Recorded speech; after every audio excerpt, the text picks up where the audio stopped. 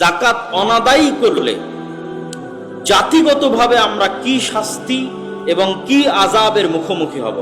রাসূল সাল্লাল্লাহু আলাইহি ওয়াসাল্লামের হাদিস দ্বারা স্পষ্ট বোঝা যায় যে আমরা যদি যাকাত অনাদায়ী করি, আদায় না করি, তাহলে জাতিগতভাবে অনাবৃষ্টি, দুর্ভিক্ষ, قد حبس الله السماء মুনিআতিস সামা মিনাল মাতার, আসমানকে বন্ধ করে দেওয়া হবে, বাধাগ্রস্ত করে দেওয়া হবে বৃষ্টি বর্ষণ করতে, এবং দুর্ভিক্ষ দেখা দিবে, খরা দেখা দিবে।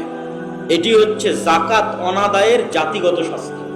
কোন জাতি যদি জাতিগতভাবে যাকাত অনাদায়ী করে, তাহলে সেই জাতির উপর জাতিগতভাবে খরা, দুর্ভিক্ষ এবং অনাবৃষ্টি চাপিয়ে দিবেন আল্লাহ সুবহানাহু ওয়া তাআলা। যাকাতের গুরুত্ব বুঝাতে গিয়ে আজকের আলোচনার শেষ পয়েন্ট, আবু বকর রাদিয়াল্লাহু তাআলা আনহু যখন ক্ষমতায় আসীন হলেন, তখন একদল মানুষ সালাত আদায় করবে কিন্তু যাকাত দিবে না। তখন আবু বকর রাদিয়াল্লাহু তাআলা আনহু বললেন, ওয়াল্লাহি লা উকাতিলান্না মান ফাররাকা বাইনাস সালাতি ওয়াজ যাকাত, কেউ সালাত আদায় করবে আর যাকাত প্রদান করবে না, তাদের বিরুদ্ধে আমি যুদ্ধ করব, লড়াই করব, মরব না হয় মারব।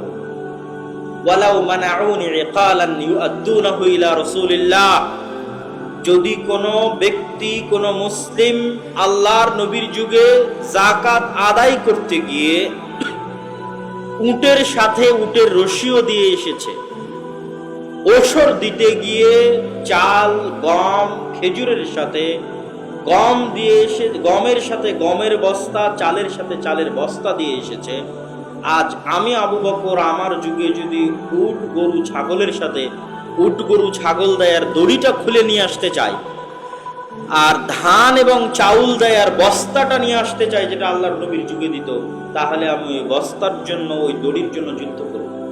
যুদ্ধ মানে অস্ত্র উত্তোলন করব, হয় তাকে হত্যা করব, আর না হয় সে আমাকে হত্যা করে দিবে, কিন্তু এতটুকু চুল পরিমাণ ছাড় তাকে প্রদান করা হবে না। সম্মানিত উপস্থিতি, আবু বকর রাদিয়াল্লাহু তাআলা আনহুর এই শক্ত পদক্ষেপের মাধ্যমে এবং উপরোক্ত পবিত্র কোরআনের আয়াত এবং হাদিসগুলোর মাধ্যমে আমাদের কাছে দিনের আলোর ন্যায় স্পষ্ট যে যাকাত সালাতের মতোই এক অতীব গুরুত্বপূর্ণ ইবাদত, ফরজ ইবাদত। ফরজ ইবাদতকে আমরা অনেক সময় অবহেলা করি এবং নফল আর সুন্নাত নিয়ে ব্যস্ত থাকি, কিন্তু আল্লাহ সুবহানাহু ওয়া তাআলার নিকটে সবচেয়ে প্রিয় হচ্ছে ফরজ। শুধু ফরজ দিয়ে মানুষ জান্নাতে চলে যাবে, শুধু ফরজ। আপনি 1 টাকাও যদি দান না করেন, শুধু আপনার উপর ফরজ যাকাত আদায় করেন, আপনি 1 ওয়াক্ত 1 রাকাতও যদি সুন্নাত এবং নফল সালাত আদায় না করেন, কি তারাবি, কি তাহাজ্জুদ, যদি শুধু ফরজ আদায় করেন, তাহলে এই ফরজ ইবাদত দিয়ে আপনি জান্নাতে চলে যাবেন, কেউ বাধা দিতে পারবে না। রাসূল সাল্লাল্লাহু আলাইহি ওয়াসাল্লাম উপস্থিত একজন বেদুইনকে জান্নাতি ঘোষণা করেছেন, যে বলেছে লা আনকুসু মিন হাযা ওয়ালা আযীদ, এই যে ফরজ বিধানগুলোর কথা আপনি বলে দিলেন, এর বাইরে আমি একটুকু বেশিও করব না, একটুকু কমও করব না। আল্লাহর নবী তাকে জান্নাতি ঘোষণা দিয়ে দিয়েছে। কিন্তু আমরা কি, আমরা হয়তো শবে বরাতের রাতে বিশাল নফল সুন্নাত আদায় করলাম, তারাবির জন্য বিশাল মসজিদে ভিড় করলাম, 27 রমজানের রাতে শবে কদর নাম দিয়ে লাইলাতুল কদরের রাতে বিশাল মসজিদে সুন্নাত এবং নফল সালাতের ভিড়, কিন্তু ফরজ সালাতের খোঁজ নাই। তাহলে কি আমরা জান্নাতে যেতে পারবো? ফরজ বাদ দিয়ে আমাদের পক্ষে নফল এবং সুন্নাত দিয়ে জান্নাতে যাওয়া সম্ভব হবে না।